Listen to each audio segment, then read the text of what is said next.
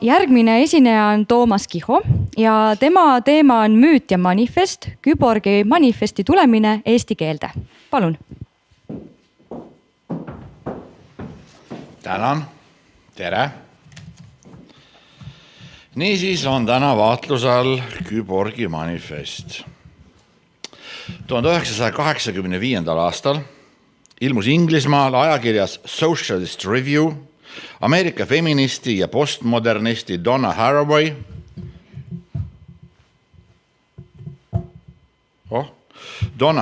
Küborgi manifest, milles autor kohe hakatuseks ja üldse mida tagasihoidlikult deklareerib, et tema eesmärk on luua üks teatav müüt.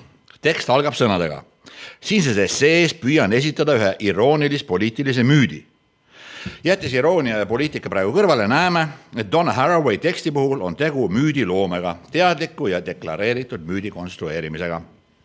Teisalt on tegu pretensjoonika žanriga, Küborgi manifestiga, mille põhjal võiks eeldada, et tekst ja laused on lihtsad ja löövad, mis võimaldaks laiu rahvahulki kutsuda üles võitlusele või vähemalt tegudele, nagu manifestilaadse kirjanduse puhul tavaline.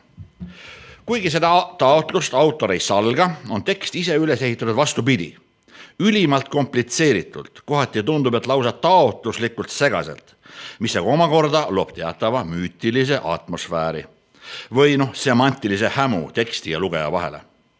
Ülim võõrsõna rohkus, mõiste jõnksud ja mõiste hüpped ka lausete sees ja nii edasi. Selles võib aimata teatavat kontinentaalfilosoofilist käekirja, nii-öelda deridaalikust, kus arusaamine jäetakse puhtalt lugeja ülesandeks tegemata tema poole ainsatki vastutulelikku sammu. Lisaks balansseerib tekst tegelikkuse ja ulme piiril. Autor jutustab sama hingetõmbega samades lausetes päriselvust ja ulmeilmast, toetudes muuhulgas ka rohketele näidetele ulmekirjandusest ja ulmefilmidest, nagu Haraway ise deklareerib, ongi ulmekirjandus tema teine eriala. Manifestis leidub, tsiteerin, üks väga hingelähedane loeng küborg-koletiste loogikast, mis kuulub minu teise tegevusvaldkonda, feministliku teadusulmesse. Selline päriselu ja muinasjutu piiril olek, tõsi, ongi ju müütide puhul sageli lausa olemuslik. Muide, on ka peategelane küborg müüt juba ise, paiknedes samuti postmodernistlikult reaalsuse ja väljamõeldise piiril ning seda piiri muudkui ületades ja mõnuga ületades. Autor defineerib, et küborg on küberneetiline organism, midagi masina ja elusolendi vahepealset, olles korraga nii sotsiaalse reaalsuse objekt kui väljamõeldis. Realistlikud kuulajad, need nagu teie, kellel on jalad kindlalt maas, muidugi kahtlevad millegi sellise olemasolus. Ning see on veel üks kriteerium, mis lähendab Küborgi manifesti müüdile. Küborgi manifesti vooruseks on peetud tema äärmiselt suurt interdistsiplinaarsust. Seda on teinud paljud uurijad. Siiski on tekst interdistsiplinaarne, selle tegelikus tähenduses küll vaid pealispinnalt. Siit leiab tõepoolest viiteid paljudele vähem või rohkem asjasse puutuvatesse teadusarvudesse, aga paraku on need üsna suvalised näited kahmatult süvenemata nagu kuskilt odavalt välja müügilt nagu Black Friday. Lõpuks on ainus teadusaru, mida autor positivistlikult reaalselt puudutab kirjandusteadus. Muudest valdkondadest toodud näited on lihtsalt pealiskaudsed, asetanud suvalisse konteksti ja suures osas ka põhjendamata. Kokkuvõtlikult ütleksin, et Haraway interdistsiplinaarsus on puhtalt poliitiline või puhtalt retooriline. Meenutades poliitikute tekste, kes armastavad end võõrsõnadega kaunistada, jättes nimme sõnade tähenduse veidi hämuseks. Neid poliitikuid kujutate te kindlasti endale praegu silmes ette. Ja seda ei saa neile ka pahaks panna. Haraway enda sõna kasutades, tema interdistsiplinaarsuski on iroonilis-poliitiline, kuigi tema kasutab seda mõistet oma narratiivi mitte interdistsiplinaarsuse kohta. Ilukirjanduseks tekst ei kvalifitseeru või ainult selle serva alal esseistika valdkonnas. Niisiis pole meie ees mitte ilukirjandus ise, küll aga on tegu osalt kirjandusteadusliku tekstiga. Tubli kolmandik esseest toetub näidetele kirjandusest. Põhiliselt 1980. aastate esimese poole teadusulmest. Ta viitab autoritele nagu John Russ, Samuel Delaney, James Tiptree Jr., Octavia Butler, Monique Wittig, Wanda McIntyre, John Varley ja Anne McCaffrey. McCaffrey olen ma valesti kirjutanud, see A-d ei ole seal tegelikult, vabandust.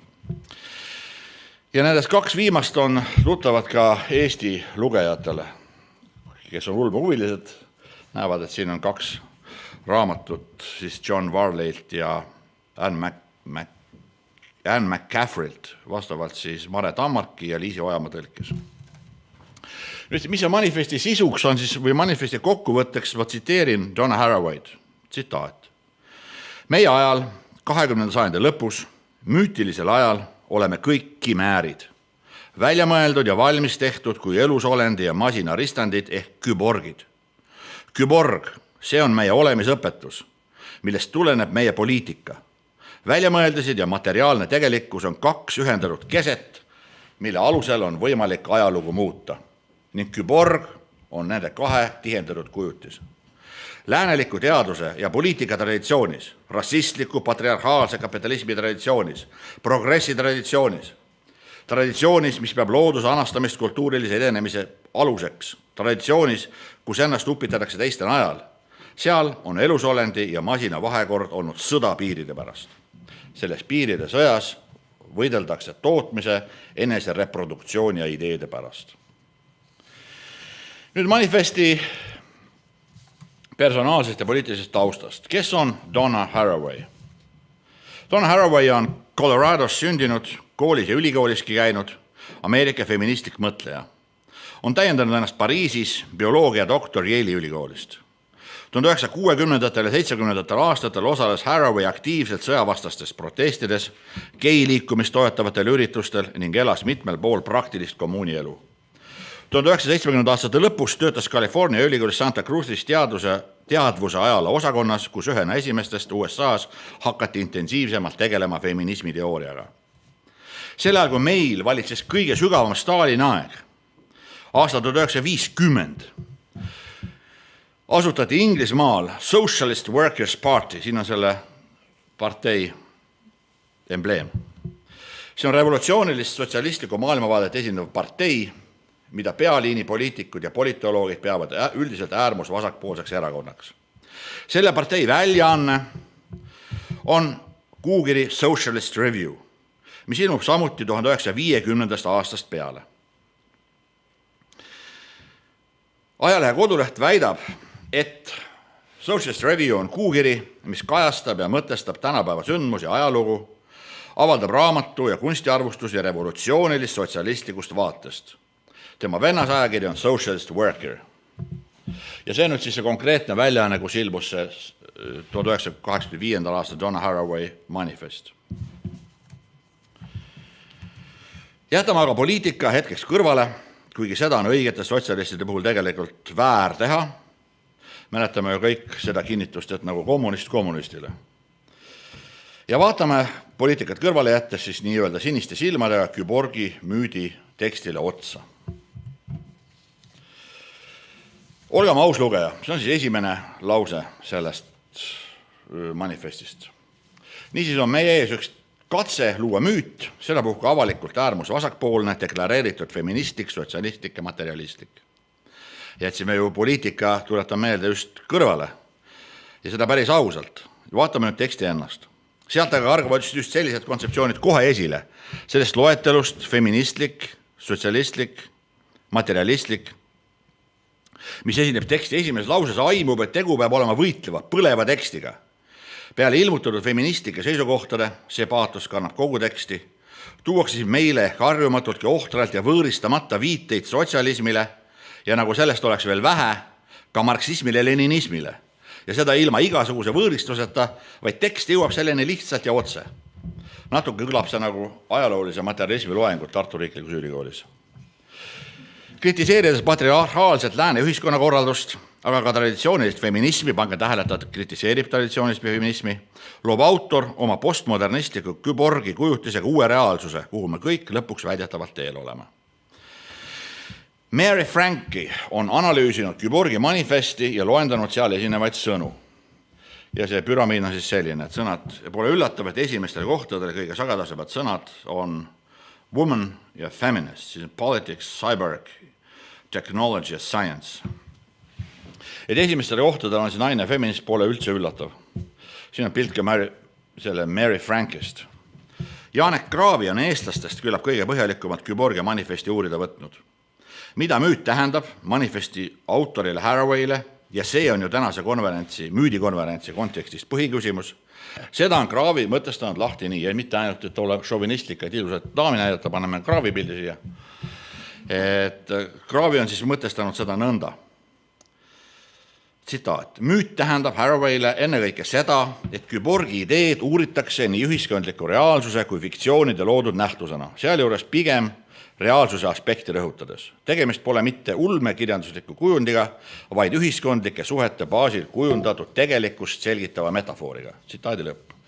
Ehk siis müüt on siin see, et Kyborgi idee on metafoor. Metafoor, mis peaks selgitama tegelikkust. Iseküsimus on nüüd, kas selle metafooriga saab tegelikkus selgemaks või vastupidi. Praegu, ligi 40 aastat pärast teksti kirjutamist ja ilmumist on vastust sellele küsimusele anda isegi keerukam kui toona.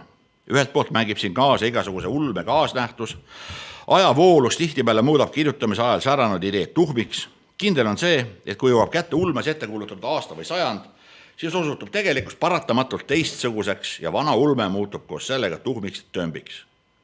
See häda varjutab kindlasti ka Kyborgi manifesti. Nii pole piirid elusa eluta masina ja organismi ja isegi mitte mehe ja naise vahelt sugugi ennustatud kiirusega kadunud. Aga et see on igasuguse vähegi ulmehõngulise teksti paratamatu kaasnähe, ei ole seega mitte põhimine häda, mis kimbutab siin Kyborgi müüti kui tegelikkust selgitavat metafoori, ehk siis Haraway'd. Meid siin, see tähendab siinpool raudset eesriiet, puudutab palju enam, ütleksin, et vapustab 1980. aastate keskpaiga nii-öelda vaba maailma sinisilmsus. See puudutab ja hämmastab. Tol Reagan, Thatcher, Pinocheti ajal olime sinimsilmsed ju muidugi ka meie, aga teistmoodi ja see ei puutu praegu siin asjasse. Sest sõlm, mille läänes näiteks emantsipatsioonitaotlusega naised toona sotsialistliku meelestatuse pinnalt kokku sidusid, on hoopis silmatorkavam ja võõristavam. Ja sellest oleks meil ka praegu päris palju õppida. Nimetagem seda ilmavaate pimeduseks. See on olukord, kus siin ja praegu oma poliitikat kujundades ja oma rida ajades jääda sellesse kinni ja mitte aduda kaugemaid seoseid. Kõrvaltvaatajale, täpsemalt siis mujalt, või olgu teisest ühiskonnakorrast või teisest ajastust vaatlejale, on ilmavaate pimedat vaatepilt, tore vaatepilt vähemalt. Kyborgi manifest 1985. aastast lausa sunnib küsima, kus on piir ausa sotsialismi ja kuritegeliku marksismi-leninismi vahel? Või kas seda piiri üldse eksisteerib? Huvitaval kombel, aga võib-olla just tema krüptilisuse pärast pole Kyborgi manifesti seni eriti paljudesse keeltesse tõlgitud. Täistõlgi on kättesaadav itaalia keeles 1995. aastast tõlkija Briadotti, prantsuse keeles tõlkija Nathalie Magnan ja taani keelest 2020, prantsuse keeles 2002. Ja nüüd varsti võivad ka eesti lugejad manifesti emakeeles nautida, kui see ilmub tuleval aastal ajakirjas Akadeemia. Wikipeedias on peale nimetatud inglise, prantsuse, itaalia ja taani keele Kyborgi manifesti kohta wiki artikkel ka araabia, korea ja hiina keeles. Ja see ongi kõik. Kui palju manifesti kujul ilmub feministlik Kyborgi müüt lõpuks eesti keeles mõtlevaid inimesi kõnetab, eks seda näitab aeg. Üks on siiski kindel, et kuigi tekst on tugevasti kinni oma loomisajast 1980. aastates, on tema paatos juba heas mõttes klassikaline. Lisaks sellele annab see tekst suhteliselt haruldase sissevaate tõsimeelsete sotsialistide maailmapildisse ja maailma nägemisse just külma sõja lõpu eel. See on siis nii-öelda kõige küpsem sotsialism. Ajast, kui Nõukogude Liit ja Varssavi pakt veel eksisteerisid, maailm oli bipolaarne, eksisteeris raudne eesriie ja kõik muu meile vägagi hästi tuttav ajalooline, sotsiaalpoliitiline, rahvusvaheline reaalsus. Samal ajal olid kuskil heaolu ühiskonnas, olgu Inglismaal või Ameerikas, tõsimeelsed ja sotsialistlikes aadetesse ja ehk kommunismi ideessegi uskujad ja nende ilmavaadet on meil siinpool eesriiet eriti huvitav uurida. Nii-öelda näha kala tema loomulikus keskkonnas, vahetult enne seda, kui ta õnge otsa jääb ja ta veest välja tõmmatakse, on paganama huvitav. Kas siin on mingeid teeotsi, kuidas peaksime suhtuma tänapäevastesse ideoloogiatesse? See jäägu meile koduseks ülesandeks. Väike vihje. Küborgi manifesti on võimalik lugeda nagu klassikat ikka, ka tänapäeva silmadega. Et võtta lihtsalt narratiiv ette ja lihtsalt kaasa mõtelda. Tõsta tekst välja kirjutamise ajast, nagu klassika puhul tehakse, ja panna ta tööle siin ja praegu, meie tänapäevas. No nagu lavastaksid Kolme õde või Otellot. Miks mitte? Aga seda enam on huvitav jälgida lugejate retseptsiooni arengut kõrvalt. Kuidas kõnetab see tekst praeguseid tõsimeelseid feministe, sotsialiste, materjaliste? Kui uskuda Wikipeediat, siis näiteks taani keeldega on manifesti jõudnud alles mullu. See tähendab, et küllap on taanlased nüüd küsimas neid samu küsimusi, mida meie peagi küsima võime hakata. Ja vastama nendele samadele küsimustele, millegi meie võime vastused hakata otsima. Kokkuvõttes, ja eks see ole selle müüdi kättesaadavaks tegemine eesti keelest lõpuks taas üks märk meie emakeelest kui kõrgkultuuri keelest. See väide kõlab paraku kui apooria, aga võib-olla ta seda ongi. Aitäh tähelepanu eest!